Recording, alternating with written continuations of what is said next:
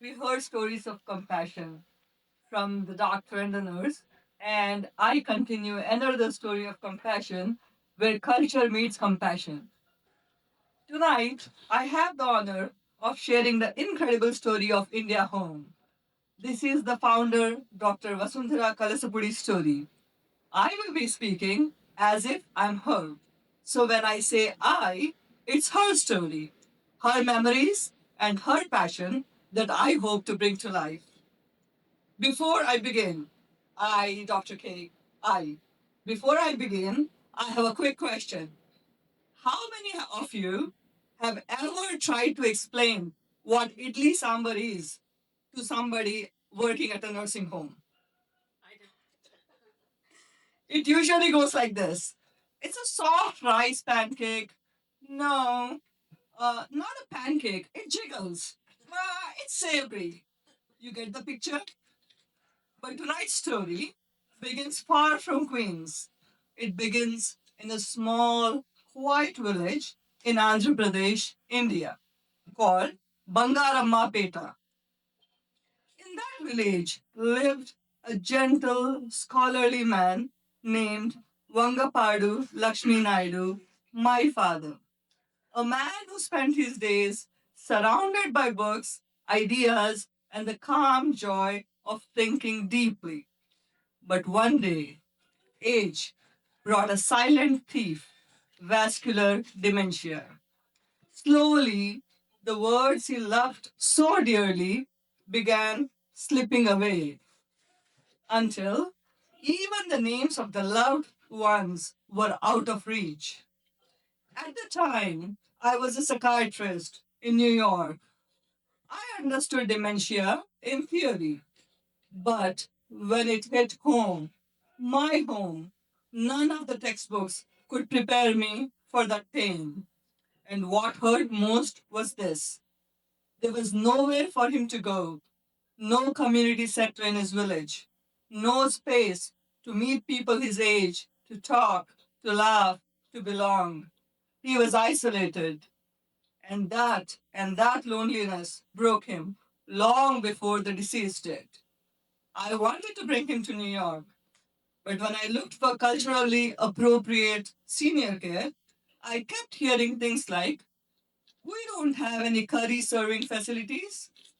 If doctors can't figure it out, what about elders who don't speak English that well, whose routines were built over decades, half a world away?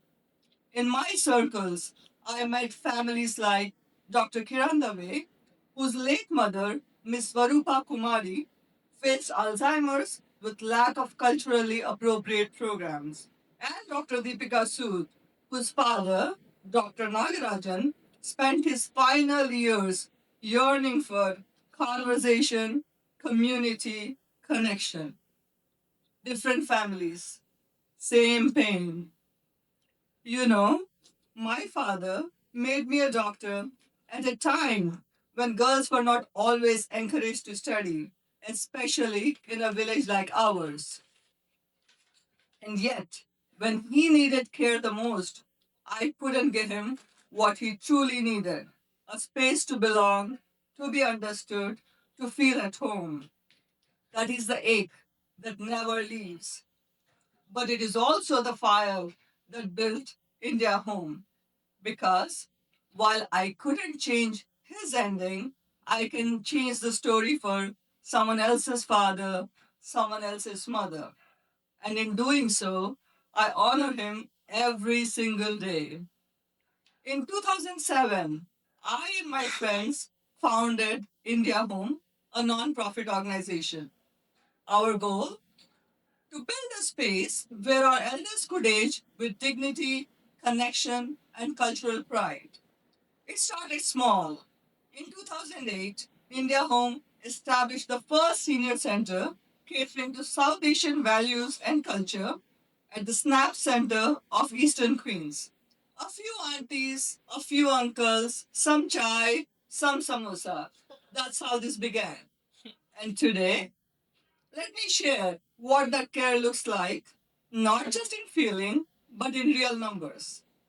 India Home's service reach It operates 5 senior centers in Queens. India Home has served 5,000 plus South Asian and Indo Caribbean seniors since inception. Nutrition. India Home provided 60,000 congregate meals and 5,200 home delivered meals last year. Hosted 70 food pantries, 4,600 nutrition education units. As far as health and wellness goes, India Home provided 49,000 physical exercise sessions, yoga, meditation, and health education. 20 mental group 20 mental health group sessions. Creative aging. Our seniors love arts, crafts, dancing.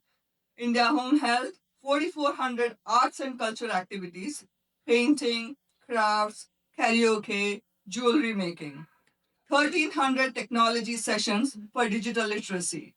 And yes, we do teach WhatsApp because nothing says connection like 7,300 messages from your cousin in New Delhi. Dementia care.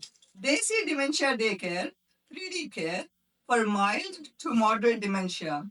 We support with cognitive and physical activities and also provide caregiver support. Housing. Innovative co-living homes in Queens for vulnerable seniors, providing shared living and case management. Youngsters generally are into co-living model. This is the first center, the first place where seniors are living in a co-living model. In 2 properties, a couple of seniors they live together. They had been saying, "We don't want to live by ourselves. Okay, do something for us." And that's where India Home got into co-living. They enjoy each other's company, and India Home provides support services to them. Case management, assistance with SNAP, SSI, Section 8 housing vouchers, access a ride, and rental aid. 90% success rate in benefits applications. Community education, provided 21,000 education units in ESL, citizenship coaching, elder abuse prevention, know your rights, informational sessions, Arabic classes, and health workshops. Special initiatives, Sachi Project. South Asian Colon Cancer Health Initiative reached 40,000 plus individuals with culturally adapted education. Future plans. Renovating main center into South Asian community home with library, arts and crafts corner, and technology lab. Future plan. Providing 100% low income affordable housing units to seniors. At India Home, our elders don't just receive care, they rediscover community. And the best part, you walk in and you feel it. You hear Hindi, Gujarati, Bengali, Urdu, Punjabi, English, Telugu, Tamil, Malayalam, Kannada, Sinhala, Creole, and so on. You smell spices, cumin, cardamom, and tea. You hear laughter, not only from staff, but from elders rediscovering joy. One auntie told us, "I don't want to wait for weekends anymore. I wait for Mondays so I can come back to India Home." When Mondays become popular, you know you're doing something right. And this space, it's not just for our parents, it's for us. Because one day, we will be those elders hopefully doing yoga, probably gossiping after it, and when that day comes, we will want a space that gets us. India Home is now a national model for culturally competent elder care. But to me, it is something more personal. Every smile I see there carries a piece of my father's legacy. He taught me that words can heal. India Home is my way of giving that healing back. One elder, one story, one day at a time. So, what happens when compassion meets culture? You get India Home, a place where aging is not endured, aging is celebrated. Thank you.